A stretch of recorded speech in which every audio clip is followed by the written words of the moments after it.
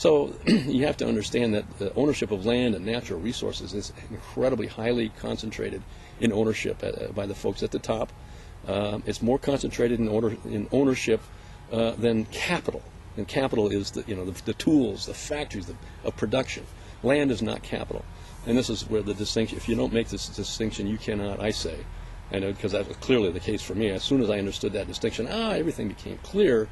What really going on underneath the issue is the land issue, and then that might be aggravated by the whole capital system, but to lump land in with capital is to confuse some very important issues.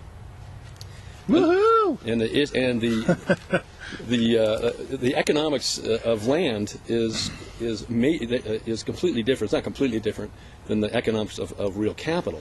They share a couple of things in common, but two things are really important.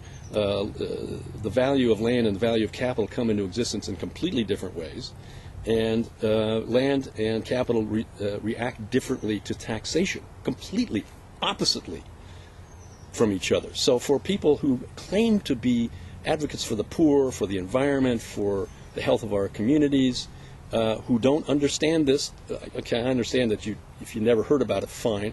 Of course, you're never getting taught this in your schools, but if you've heard of it and could refuse to make these distinctions between land and capital, man-made stuff, and refuse to acknowledge that the economics of it are really different, you're missing. I'm not sure whose side you're on, is where I am with that. At least what people are doing is they're leaving on the table a very powerful talking point, and one that cannot be argued against. Land, the land that belongs to all of us, in principle, in common. In fact, land value is created by all of us equally, and therefore belongs to all of us, should be collected for common purposes, and individuals should be left to how they make money is from their labor and their investment in real capital. Right now we mix all of that up, and we wonder why we have this incredible disparity between the rich and the poor, and why we're tearing up the landscape, because we're destroying the environment because there's money to be made in it. So it's simple, too simple. Just take the profit out of owning Mother Earth, and share the value of Mother Earth with everybody. And when you do that, all of a sudden, all the sprawl stops, urban blight repairs itself, and that's in conjunction with changing the taxes. No more taxes on wages, and no more taxes on capital improvements. So take the taxes off of improvements in the property, change the property tax, get it off the taxes on improvements, and other kinds of taxes that tax labor and capital. Reduce those while you're increasing the tax on land values. And what you do is you encourage labor and capital to be active, and you discourage land speculation.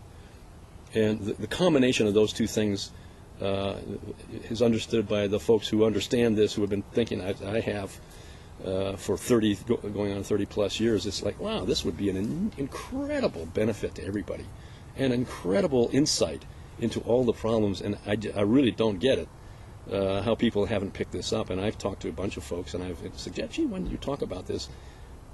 And most of the time, people just turn away from me, and I'm not quite sure why that is. I guess it's because the collective unconscious is not ready for this. It's not an idea whose time has come. So it's okay. The past is past, but now it's time.